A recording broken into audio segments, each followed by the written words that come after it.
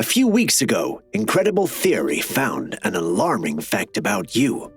You are an ape. Oh, sorry, my bad. You were an ape.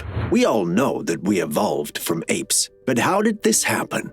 Well, let's dive into this. So, billions of years before, we had dinosaurs, but we all know what happened. A comet struck the Earth, which made the Earth uninhabitable for dinosaurs. Only mammals were able to survive, as they were able to burrow deep underground to escape the destruction. That's the reason why we have a 90% similar DNA structure as a mouse. Yeah, we evolved from a mouse. After the destruction was over, these animals started coming out and they started eating everything available to them, due to which, after millions of years, the spinal cord, which was at the back of the brain, got in the middle of the brain, which made us enter a new phase of evolution. After almost 50 million years, apes came into existence. Scientists believe this common ancestor existed 5 to 8 million years ago. Shortly thereafter, the species diverged into two separate lineages. One of these lineages ultimately evolved into gorillas and chimps, and the other evolved into early human ancestors called hominids. The ancestral primate lineage separated around 10 to 12 million years ago due to speciation, the emergence of new and different species throughout evolution, forming two main groupings from a common progenitor. These two lineages diverged and developed into the many species we see today. Members of one group were the forerunners of what we now know as big apes: African gorillas, chimps, bonobos, and Asian orangutans. This ancient group gave rise to the present big apes.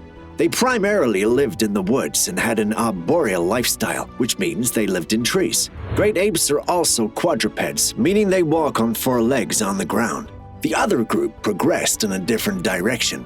They turned terrestrial, meaning they no longer dwell in trees and now live on land.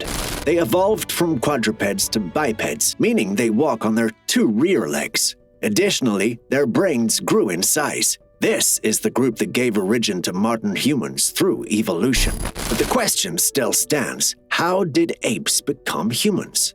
So, due to tectonic plate movement, there was a big mountain created in Africa which is known as the African Rift Valley, due to which there was no rainfall and also a shortage of food. And we can still see the effect of this today, because Africans still face a water and food crisis.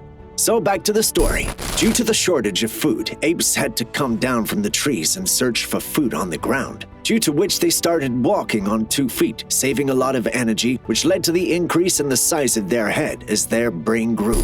Isn't it fascinating that the existence of the human race is just due to a food crisis? As they had learned to walk, apes started moving across the region in search of food and water. As they moved, the natural food across the region started to deplete. This was the time when apes started to discover hunting. They started eating small animals for survival, but later shifted to bigger ones for their survival. So as they started hunting for food instead of searching for food, their characteristics started to change as the structure of their hands started to change to get a better grip for hunting, and the structure of the foot changed to provide better speed, and they almost started to look like modern humans. Hunting became easier in packs, so they started to live as groups. And as they started saving more energy, it went towards the development of the brain. After a while, they discovered fire by accidentally rubbing stones while creating weapons for hunting, which is still the most important discovery in human history. As fire offered various benefits like keeping wild animals away, they soon discovered that they could cook meat, which would make it easier to chew. When they started eating cooked meat, the structure of the jaw and teeth started to change, which made them look like modern humans, and they became much stronger, faster, and more agile. But nature had another challenge for them. Harsh winter struck them, but our ancestors survived it. How? By moving across the globe, so from Africa, early humans moved to every part of the world for survival. Due to the climate change, we all have different features. Like in the West, most people are white because most of the year we have a very cold climate. Whereas if you take into consideration African weather, where it's hot most of the time, that's why people have high melanin in their skin to help them survive. Thus, they have a darker skin tone.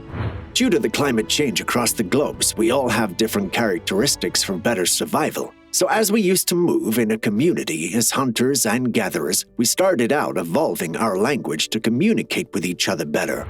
Hunting was a tedious process, and there was a lot of uncertainty involving food. So we started farming, which made our lives even easier, as here there was no uncertainty for food. But we started drifting apart because of divisions of land, because more land equals more food.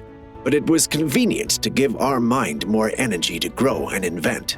As in hunting, the food was highly rich in protein, thus giving us better strength, speed, and agility. But as we moved to farm, protein started to deplete from our diet as farming was easier than hunting, therefore slowly reducing the size of the body, but growing the size of our brains.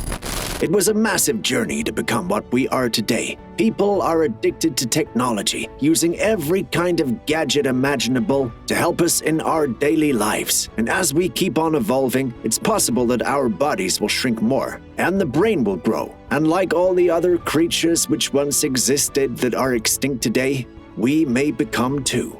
You never know. But one thing I know for sure is that you must have enjoyed this video and learned evolution in a much more fun and engaging way. So if you enjoyed this video, then please give us a thumbs up and comment on what you feel about evolution and how you feel we'll evolve further. Our team works hard to make these videos for you, so please subscribe to us for more such content. See you next time.